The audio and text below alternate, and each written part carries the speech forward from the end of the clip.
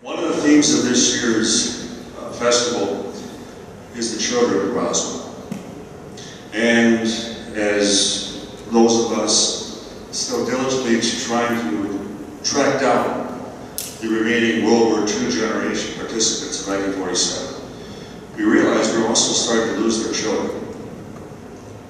As in the case of Dr. Jesse Marcel Jr., Julie Schuster, and others that only remind us that, as Stan and we have often said, we were racing with the Undertaker, and now it's like we're on the 1 yard line within a 2-minute warning.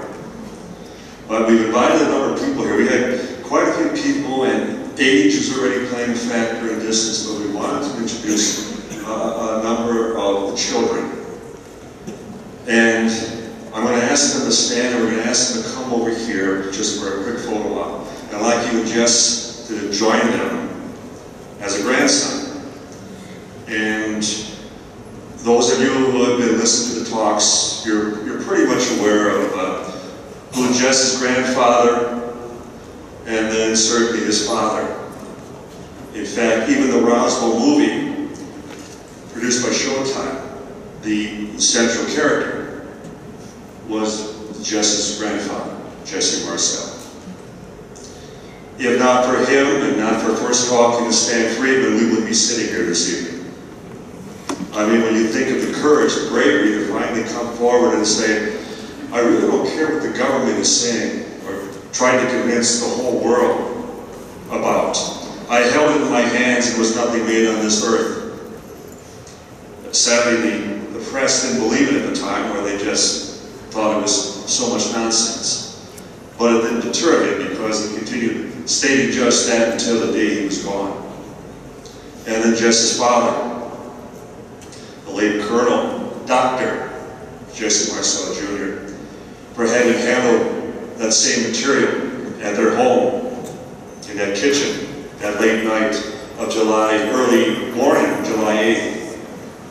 And as I've often referred to Jess's father, an officer and a gentleman, none like him. And there was no greater champion of his father. And now that Jess will serve in that capacity and certainly continue to make the family proud, I'd like to introduce Susan Davis, who will come over here, Jess, as well. Her grandfather was the late Judd Roberts, who worked at radio station KGFL. And KGFL was the radio station that originally broke the story. If not for KGFL first talking to the rancher Mac Brazel there too, we may never know about this.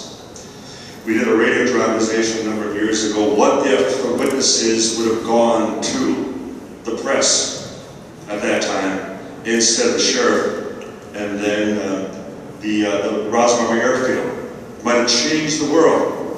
Everything would have been totally, as far as the world would have been essentially enlightened to the very fact that indeed we are not alone. So her dad, her grandfather, was the one who received the threatening phone call from the FCC in Washington, T.J. Slowey, who warned them if they continued to put out the story, they would lose their license within 24 hours. So much for the First Amendment.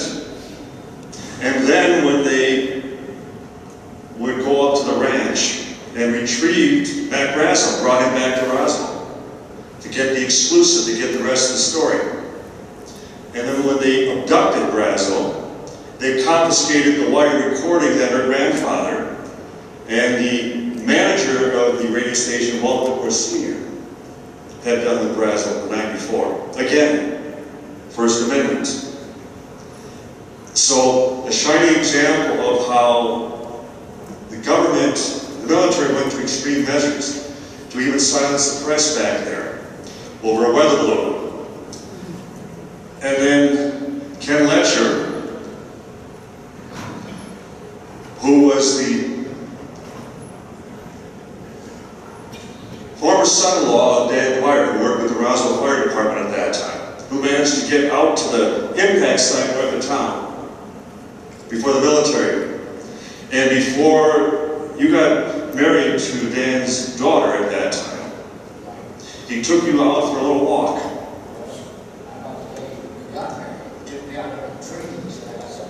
He says, I have something to tell you. Yeah. Yes. And told Kent all about what he saw north of town at that time. And that was just a matter of months before he died of that massive heart attack. But nonetheless, it's just further corroboration for Frankie Rowe, who you've all heard of, and who happened to see a piece of the memory material that was brought in by State Police Officer Robert Scoggins at the firehouse, and how Frankie's family was threatened. Now I'm going to, and this could happen to any one of us, and then we'll quickly have them stand for pictures, and then you can still stay with us up here or have a seat out in the audience, but we just again want to honor as far as your families and your involvement. We had identified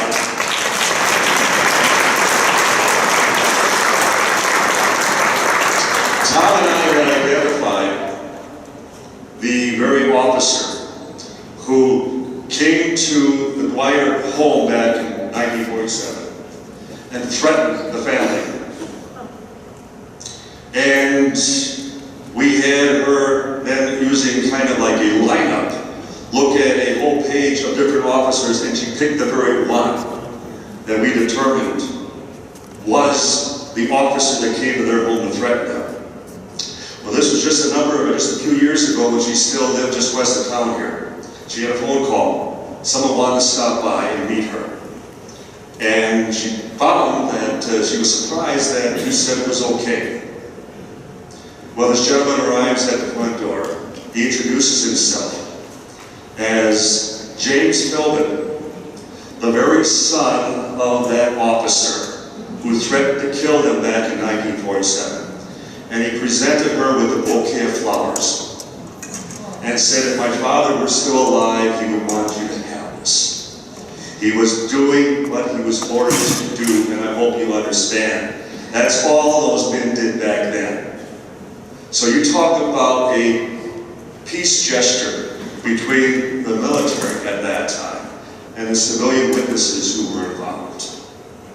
And just what a wonderful way to really end that entire lifetime of living in that fear and that intimidation, of being threatened, and then to have his very family come and say, he'd want you to have this. So with that, I once again, Frankie Rowe, Ken Letcher, Susan Davis, Jesse III, and just gather them together and take all the pictures before we come.